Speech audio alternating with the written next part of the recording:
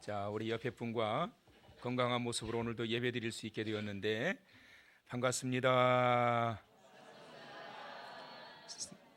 사랑합니다. 축복합니다. 네. 오늘은 학대를 받을수록이라는 제목으로 출애굽기 1장 1절에서 7절에 있는 말씀으로 하나님의 말씀을 받도록 하겠습니다. 요즘 우리나라뿐만 아니라 세계 곳곳에서 중국의 우한에서 시작된 신종 코로나 바이러스로 인해서 신경이 곤두서 있습니다. 세계보건기구인 WHO에서는 국제보건 비상사태까지 선포했습니다.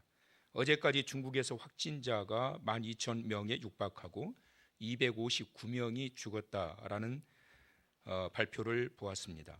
이런 상황에서 각 나라들은 중국의 우한의 지역에 머물고 있는 교민들을 자국으로 후송하려고 분주한 모습을 보여줬습니다. 우리나라도 마찬가지입니다.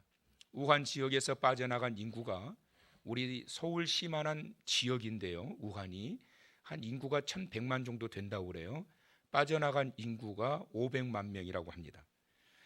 이러한 현상을 매스컴에서는 우한 엑소도스라고 지칭하는 것을 보았습니다. 사람들은 코로나 바이러스 발병의 근원지였던 이 지역에서 벗어나고 싶어 했던 것이지요. 그곳에 머물다가는 언제 감염될지 모르는 불안감, 이런 불안감이 500만 명의 엑소도스를 일으키게 했습니다. 출애굽기를 헬라어로 엑소도스라는 이 파생된 라틴어에서부터 의미를 갖게 됐는데, 엑소도스라고 하는 이 의미는 벗어난다라고 하는 의미를 가지고 있습니다. 고통과 아픔의 자리였던 애굽에서 벗어나게 된다라는 것이지요. 그래서 자유를 얻게 된다라는 의미입니다. 이렇게 이스라엘 백성들은 자유를 잃어버리고 억압을 당하며 살아왔던 그 고통의 자리에서 벗어나 본향을 향하게 됩니다. 이러한 내용이 오늘부터 우리가 만나게 될 출애굽기 엑소도스입니다. 출애굽이 언제 일어났을까라는 것을 보니까 성경에 기록된 열왕기상 6장 1절의 말씀을 보게 되면 이스라엘 백성들이 출애굽하고 난 이후에 성전이 건축되게 되는데 약 480년 만에 성전이 건축되었다, 이렇게 기록하고 있어요. 그러면 성전 건축은 솔로몬이 했잖아요. 그러면 솔로몬이 왕위에 언제 올랐느냐? 주전 970년입니다. 970년에 왕위에 오르고 난 이후 솔로몬이 성전 건축을 언제 시작하느냐 하면 왕이 되고 난 이후 4년 만에 성전 건축을 시작해요. 그러니까 970년에 그가 왕위에 올랐으니까 4년 뒤에 성전 건축이 됐으니 AD니까요. 4를 빼면 966년이죠. 그래서 480년 더하기 966 하면은 출애굽 연도가 정확하게 나오는데, 우리 교회 수학 선생님들이 몇 분 계시는데 1446년 정확하게 나옵니다. 그래서 대략 출애굽 연도를 대략 1450년 그러는데 정확하게 따지면 1446년이 출애굽 연도입니다.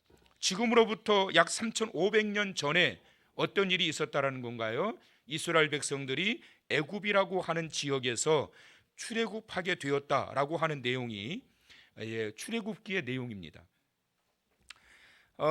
이 출애굽기 1장 1절의 말씀이 이렇게 시작이 되지요. 야곱과 함께 각각 자기 가족을 데리고, 자, 누가 등장이 됩니까? 야곱이 등장이 되는데 야곱은 어디에 나옵니까? 창세기에 나오지요. 자, 창세기에 나오던 야곱이 출애굽기 1장 1절 첫 소두에 야곱이 등장된다. 무엇을 말하고 있는 걸까요? 창세기의 내용과 출애굽기의 내용이 각각이 연결되어 있다라는 것입니다. 실제로 이 히브리 그 원어를 보게 되면, 제가 올라오기 전에 히브리 성경을 좀 봤는데요, 거기에 이 출애굽기 1장 1절의 시작이 접속사 와우로 시작이 돼요. 와부라고도 하는데 와우, 그래서 이 와우로 시작되는 접속사는 그리고라는 의미입니다. 벳 엘렛 쇠모트, 그래서 그리고 이름들은 이러하니, 이게 이제 히브리 원어입니다. 이걸 이제 쉽게 풀어서 하다 보니까 접속사가 출애굽기에 이제 빠지게 된 겁니다. 그래서 사실 이 창세기하고 출애굽기는 90장의 한 장으로 묶여 있다, 이렇게 생각하시면 돼요. 그런데 이거를 이해하기 좋게 똑같이 모세가 기록한 책이니까 창세기는 50장까지 끊고, 그리고 난 다음에 출애굽을 다시 한 테마로 만들어 가지고 40장으로 묶어서 이렇게 전달되게 된 겁니다. 출애굽기의 구조를 보면 크게 세 부분입니다. 13장까지의 내용은 그들이 애굽에서 어떻게 살았는가 이걸 보여주고 있어요. 그리고 18장까지는 광야에서 그들이 어떻게 살았는가 보여주고 있어요. 그리고 마지막 장 40장까지는 그들이 이제 시내산에서 어떻게 하나님의 말씀을 받았고 그 받은 말씀이 어떤 내용인가. 그래서 이 세 가지의 테마를 가지고 출애굽기가 40장이 연결되어지는 것을 보게 됩니다. 자, 그렇다면 이제 이스라엘 백성들이 13장까지 애굽에서 살아왔던 모습이 이제 당분간 우리가 봐야 될 내용인데요. 그들이 애굽에서 어떻게 살았는가 7절의 말씀을 보시게 되면 이런 말씀이 나와요. 다 같이 시작. 이스라엘 자손은 생육하고 불어나 번성하고 매우 강하여 온 땅에 가득하게 되었더라. 자, 이스라엘 백성들이 생육하고 불어나 번성하고 매우 강하였다. 그래서 온 땅에 가득하게 되었다. 이렇게 말씀하고 있습니다. 이스라엘 백성들이 하나님의 백성으로서 가장 중요하게 여겼던 것이 뭐냐면 하나님께서 주셨던 창조 명령을 준행하는 거였어요. 그러면 이스라엘 백성들이 하나님께로 받았던 창조 명령, 그게 뭐냐? 아담과 하와가 받은 창조 명령이 5가지지요. 첫 번째는 생육하라, 그렇죠? 두 번째는 번성하라, 세 번째는 땅에 충만하라, 네 번째는 정복하라, 다섯 번째는 다스리라. 이게 이제 하나님께서 주신 창조 명령이에요. 그래서 이 히브리인들이 애굽에 있는 동안에 하나님께서 주셨던 창조 명령을 따라 살아왔던 삶의 습관을 따라서 그들이 낳고 하다 보니까 생육하고 불어나 번성하고 매우 강하게 되었다라고 하는 것입니다. 그래서 이 7절의 말씀이 굉장히 의미심장한 말씀으로 오늘날 우리에게 주고 계시는데요. 생육하고 불어나 번성하였다. 계속해서 아이들이 태어나고 또 태어나게 되었다라고 하는 것을 말씀하고 있지요. 오늘날 기독교의 위기라고 그러고 심지어 산후조리원, 산부인과의 위기라고 하는 이유 중에 가장 큰 이유 하나가 뭐냐면 아이를 안 낳는다는 거예요. 아이를 낳으려면 뭘 해야 될까요? 청년들이 결혼을 해야지요. 결혼을 해서 아이를 낳아야 되는데 결혼도 안 하려고 그러고 결혼을 해도 아이 하나 낳아서 평생 기르는데 얼마 든다더라, 몇 억이 든다더라, 이런 생각하면서 그래서 아이를 안 낳으려고 그래요. 그러다 보니까 갈수록 이 산후조리원과 산부인과가 어려워진다라고 합니다. 우리 청년들에게 간절히 바랍니다. 전부 다 결혼하시기 바랍니다. 다 결혼해야 돼요, 여러분. 그리고 또 간절히 바랍니다. 날 수 있거든 힘을 다해서 나십시오. 이게 하나님의 창조 명령이에요, 여러분. 날 수 있는 대로 많이 낳고. 왜 그런 줄 아세요? 여러분, 이슬람교는요 코란에 합법적으로 아내를 몇 명까지 거느릴 수 있는 죄송합니다. 말 잘못하면 큰일 나니. 합법적으로 아내를 몇 명까지 둘 수 있느냐 하면 4명까지 둘 수 있어요. 합법적으로 4명인데 제가 아는 한도 안에서는 불법적으로 7명까지 있는 사람 봤거든요. 그러니까 이 사람들은 아내가 넷이니까 이 설교를 제가 할까 말까 고민 많이 했어요. 왜냐하면 우리 남자 성도님들 개종할까 봐. 야, 4명까지 얻는다더라. 개중에 이런 분도 있겠죠. 아이고 목사님 한 명도 버거워요. 근데 이 코란 법에 의해서 1인당 4명까지 둘 수 있다고 하니까 계속해서 아이를 낳아가지고 지금 염려하고 있는 게 뭔 줄 아세요?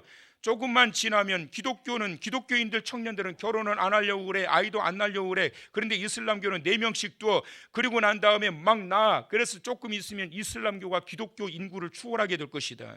세계적인 기독교 인구 수를 산정하기를 30억을 산정하고 있고 그 다음에 20억이 이슬람교라고 이렇게 말하고 있는데 조금만 있으면 이제 이슬람교가 추월하게 될 것이다. 여러분, 간절히 원하는데 이미 낳을 수 없는 사람은 어쩔 수 없고 우리 청년들 열심히 결혼해가지고 열심히 부지런히 아이 낳아가지고 몇 년 전에 어떤 청년이 아니고 결혼한 우리 한 형제가 전화해가지고 저한테 그래요. 목사님 축하해 주세요 그래요. 그래서 뭔데 했더니 교인 하나 늘게 됐습니다 그래요. 그래서 제가 뭐라 그러냐면 전도했냐 그랬더니 그게 아니고요 곧 한 명 나올 것 같아요. 그래서 이름 지어주세요. 그것도 전도지요. 그래서 여러분 밖에서 못 데려오려면 나서라도 우리가 데려오자. 그렇게 해서 생육하고 번성하고 땅에 충만하고 그렇게 계속 나아가야, 정복하고 다스려 나가야 될 것 아니겠어요? 히브리인들이 애굽이라고 하는 지역에서 그들은 생육하고 불어나 번성하게 되었다 말씀합니다. 올 한 해 우리 교회도 모든 면에 있어서 생육하고 불어나 번성하게 되길 축원합니다. 생육하고 불어나 번성하길 축원합니다. 그런데 여러분, 두 번째 보니까 매우 강하여 또 온 땅에 가득하게 되었다. 9절의 말씀 보니까 이런 말씀을 하고 계세요. 자, 다 같이 크게 시작. 그가 그 백성에게 이르되 이 백성 이스라엘 자손이 우리보다 많고 강하도다. 이 백성들이 번성하고 땅에 가득할 뿐만 아니라 족수만 많아진 게 아니라 그들이 강해졌다라는 거예요. 그래서 이 애굽 정부에서 위기가 발동이 됐습니다. 어떻게 하면 좋냐? 어떻게 하면 좋냐? 우리보다 많고 강하도다. 그래서 12절의 말씀을 다 같이 읽어볼까요? 시작. 그러나 학대를 받을수록, 뭐라고요? 학대를 받을수록. 그러니까 많고 번성해져 가고 이 히브리인들이 자꾸만 많아지게 되고 강해지니까 족수가 많아지면 힘도 생기는 것 아니겠어요?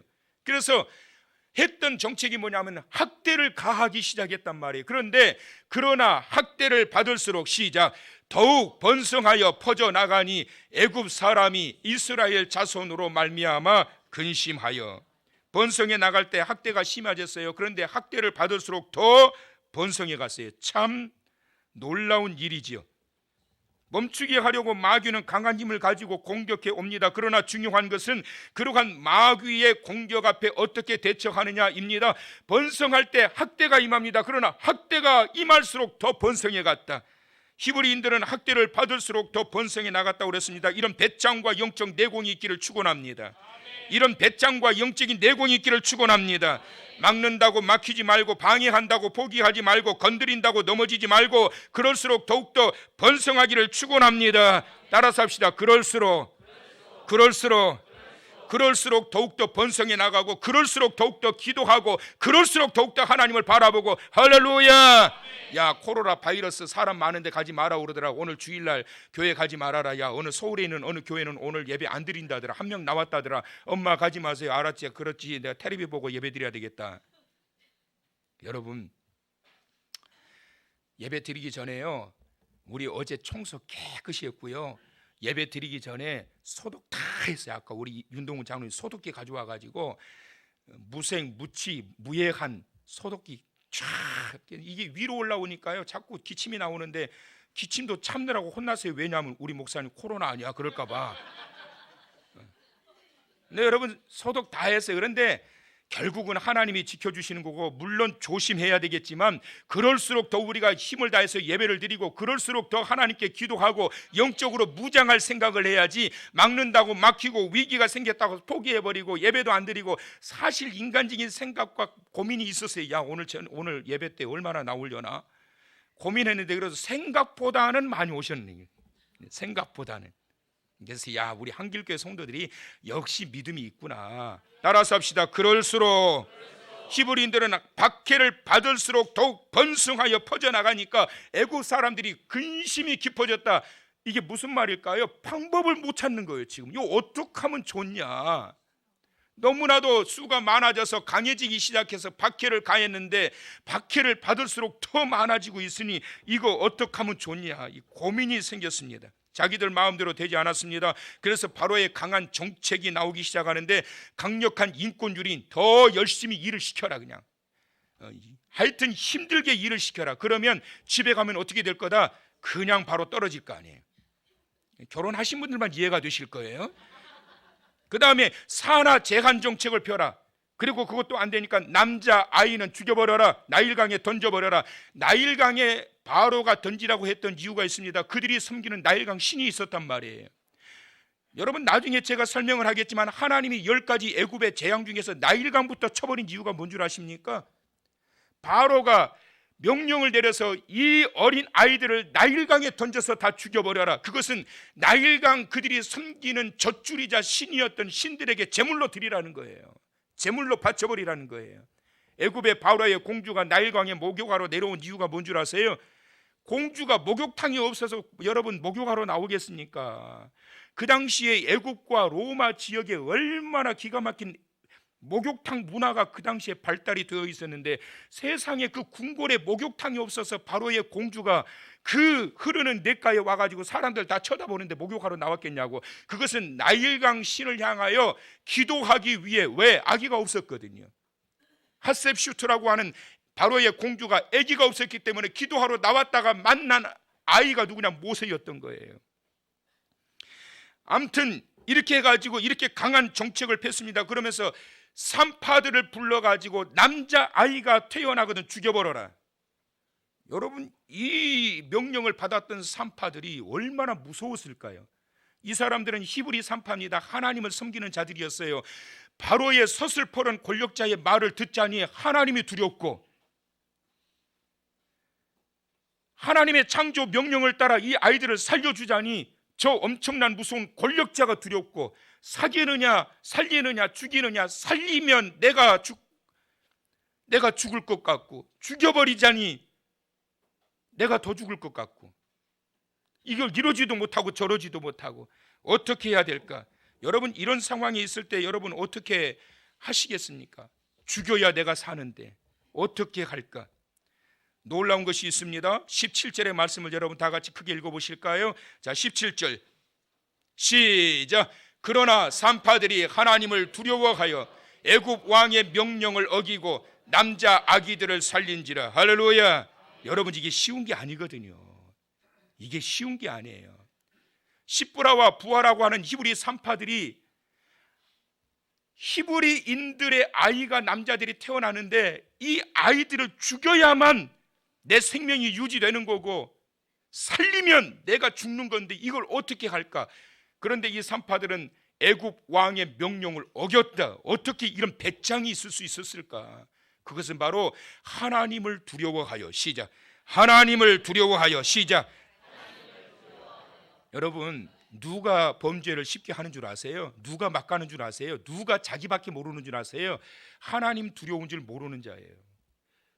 시브라와 산파는, 부하라고 하는 이 산파들은, 이들은 바로가 두려웠던 게 아니에요. 사람이 두려웠던 게 아니에요. 우주 만물을 창조하시고 다스리시고 통치하시는 전능하신 하나님이 두려웠기 때문에 하나님의 뜻을 따라 내 생명, 바로의 칼에 내가 죽을지라도 하나님의 뜻을 따라가기로 작정하고 이 아기들을 살리게 된 거예요. 사랑하는 성도 여러분, 이 고민이 있을 때가 있습니다. 어떻게 하나, 내가 하나님의 뜻을 따르느냐, 아니면 내가 당장 세상적인 방법을 따르느냐. 세상적인 방법을 따르면 내가 이 자리에서 하나님 앞에 결국에는 부끄러운 신앙인이 될 수 있을 것 같고, 하나님의 뜻을 따라서 이 길을 걸어가자니 세상적인 방법들이 전부 다 무너지고 어려워질 것 같고 위태해질 것 같은 상황에서 어떤 결정을 내리겠습니까? 간단합니다. 여러분, 하나님을 두려워하는 마음으로 주님 앞에 서시기를 축원합니다. 심판주가 되시고 죽은 자도 살리시는 그 하나님을 향한 경외심을 가지고 나아가게 될 때 하나님은 그 모든 것들을 인도해 가시는 거예요. 두 번째로, 이 산파들에게 하나님이, 하나님을 두려워하여 아기들을 살려가는 이 산파들에게 주신 하나님의 축복이 있어요. 두 번째 20절에 보니까 다 같이, 자, 크게 시작. 하나님이 그 산파들에게 은혜를 베푸시니 그 백성은 번성하고 매우 강해지니라. 할렐루야. 하나님이 산파들에게 뭘 주셨어요? 은혜를 주셨어요. 산파들이 말이에요, 하나님이 두려워가지고 아이들을 죽이지 않고 살려요. 계속해서 살리고 내놓아요. 그 중에 한 명이 모세예요. 그래서 살아났어요.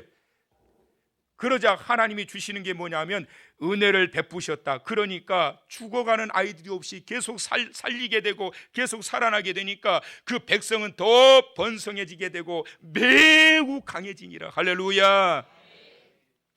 여기서 하나님이 산파들에게 주신 은혜가 뭘까요? 하나님이 산파들에게 주신 은혜는 목숨 걸고 하나님이 두려워서 이 아이들을 살리는 산파들에게 주신 이 은혜는 뭐냐면 담대함이에요. 여러분, 이 은혜가 있기를 축원합니다. 이거 여러분 쉬운 게 아니라니까요. 근데 하나님이 하나님이 두려워가지고 바로의 명령을 어기고 내가 이러다가 내가 끌려가서 죽을지라도 내가 이 아이들은 살린다. 어떻게 하나님의 창조의 명령을 거역할 수 있느냐? 그러면서 살려가는 이 산파들의 모습을 하나님이 보시고 은혜를 주시니까, 담대함을 주시니까 계속해서 그 일을 하게 되는 거예요. 여러분, 이 은혜가 있기를 축원합니다. 그러니까 이 은혜를 받지 못하게 되면 어떻게 될까요? 하다가 마는 거예요. 뭐라고요? 하다가 마는 거예요. 아, 이쯤 하자. 이거 꼬리가 길면 어떻게 해요? 밟히니까. 꼬리가 길면 어떻다고요? 밟히니까. 그렇게 어떻게 하자고요? 그만하자. 이렇게 되는 거예요. 근데 하나님의 은혜가 임하니까 이 히브리 산파들은 끝까지 이 아이들을 살리게 돼요. 하나님이 이 모든 모습들을 보셨습니다. 그래서 하나님이 주신 축복이 21절에 나와요. 다 같이 크게 한번 봅시다. 시작. 그 산파들은 하나님을 경외하였으므로 하나님이 그들의 집안을 흥왕하게 하신지라. 할렐루야. 하나님이 산파들의 집안을 흥왕하게 하셨어요. 대대손손 하나님의 주신 축복이 그 산파들 십부라와 부하의 가정에 임하게 되어서 그 후손들을 하나님이 책임지고 흥왕하게 하셨더라. 이유는 그들이 하나님을 어떻게 했더라? 경외하였기 때문에, 하나님을 두려워했기 때문에. 하나님을 두려워하라라고 하는 것은 공포심을 가지고 하나님을 대하라는 게 아니에요, 여러분. 하나님이 뜻이 무엇인가를 깊이 인식하고 하나님이 원하시는 그 길을 걸어가기 위해 나가는 자가 되어야 된다. 그럴 때 하나님께서 보응해 주시는 축복 흥왕하게 하신지라. 올해 사랑하는 성도 여러분, 하나님을 향한 두려운 마음 가지고 살아가는 진실한 중심으로 주님을 향하고 살아가는 믿음의 사람 되심으로 말미암아 죽이는 자가 아니라 죽어가는 자도 살려가는 그러한 모습을 통하여, 그렇게 할 수 있는 하나님의 은혜를 통하여 흥왕함의 축복을 올 한 해 얻게 되기를 축원합니다. 하나님은 이와 같은 놀라운 축복과 은혜를 통해서 그 산파들에게 복을 주셨어요. 학대를 받을수록 얼마나 두려워요. 그런데 이 산파들은 학대를 받을수록 하나님을 두려워합니다. 학대를 받을수록 하나님의 은혜가 그들에게 임합니다. 학대가 임할수록 결국은 그들을 살리기 시작합니다. 위기에 처했을 때 그들은 방조자가 아니었어요. 사람들이 얼마나 비겁한지요, 보다 보면 얼마나 비겁한 사람들이 많이 있는지 몰라요. 여러분, 자기 살겠다고 죽여요. 자기가 조금 더 갖겠다고 사기를 치고 등을 쳐요. 자기가 좀 더 올라가겠다고 나보다 조금 부족해 보이면 막 밟아버려요. 얼마나 비겁한지 몰라요. 위기가 생기고 어려움이 생기는 그 사건과 현장 속에 방조자로서 서 있는 그러한 정말 비겁한 자들이 삶의 현장에 얼마나 많이 있는지 몰라요. 연약한 여인이었지만 십부라와 부하는 하나님을 경외하고 하나님을 두려워하여 하나님의 은혜를 받아서 그 위기 가운데 그 생명을 살리는 자가 되었어요.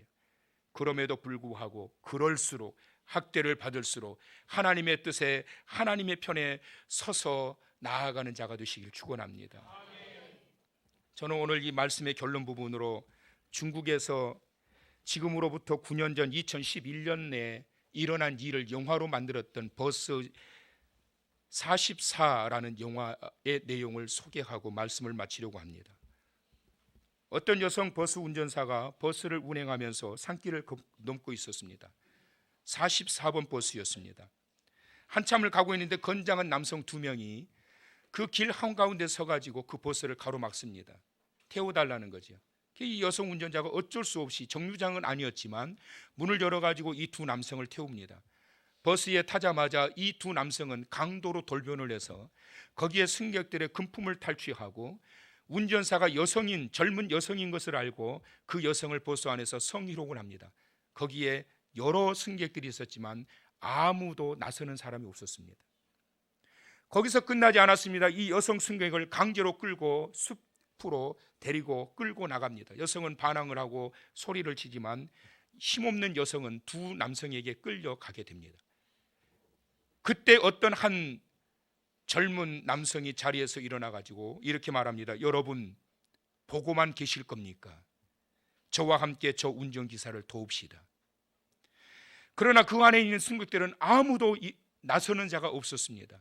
한 남성이 나서려고 하자 옆에 있는 부인이 가로막습니다.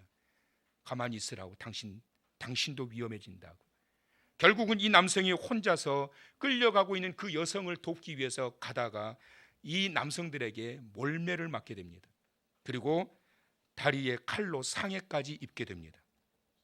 잠시 후 이 여성 기사는 만신창이가 된 채로 버스에 돌아옵니다. 그리고 뒤이어서 도우러 갔던 이 남성이 칼까지 맞고 다리를 절뚝거리면서 버스에 타기 위해서 돌아옵니다.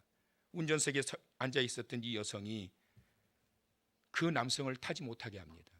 이 남성은 의아해합니다. 나는 아까 당신을 도와주려는 것뿐이었어.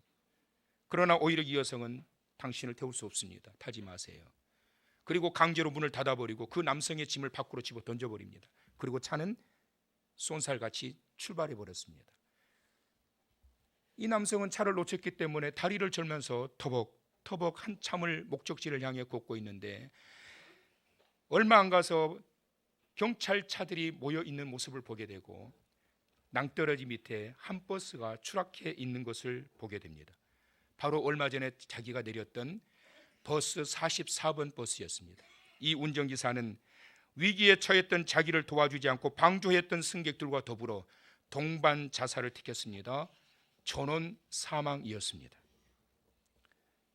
이 내용을 보면서 저는 이런 생각을 했습니다. 나도 버스 안에 있는 방조자가 아닐까. 위기에 처한 사람을 보면서도 나는 방조하고 있는 자는 아닐까. 출애굽기를 통하여 고통 중에 있는 자들을 우리 하나님은 관심과 사랑을 가지고 지켜보셨습니다. 결코 어려움 가운데 있는 우리들을 방조하지 않으셨습니다. 그래서 우리 하나님이 모세를 보내셨습니다. 다 죽이라고 했던 바로의 서슬퍼런 권력 앞에 이 어린 아이들을 방조하지 않았습니다. 자기의 생명을 걸고 이 아이들을 살렸습니다. 그러자 하나님의 은혜가 그들에게 임했습니다. 그리고 그 결과 그의 후대에 하나님의 놀라운 축복이 임했습니다. 사랑하는 성도 여러분, 출애굽기를 통해서 나같이 부족하고 부끄러운 우리를 하나님은 위기 가운데 죽어가는 상황에 있을 때 방조하지 않고 내 더러운 죄를 씻어주기 위해서 독생자까지 아낌없이 보내주셔서 나를 살려주심으로 생명을 얻게 하신 그 하나님의 은혜를 우리가 잊어버리지 말고 위기에 처한 가운데 방조하는 자가 되지 마시고 하나님의 은혜 가운데 서는 자가 되어야 됩니다. 산파들에게 주셨던 하나님의 은혜, 성경은 이렇게 말씀하지요. 하나님이 그 산파들에게 은혜를 베푸시니, 하나님이 그 산파들에게 은혜를 베푸시니 그 백성은 번성하고 매우 강해지니라.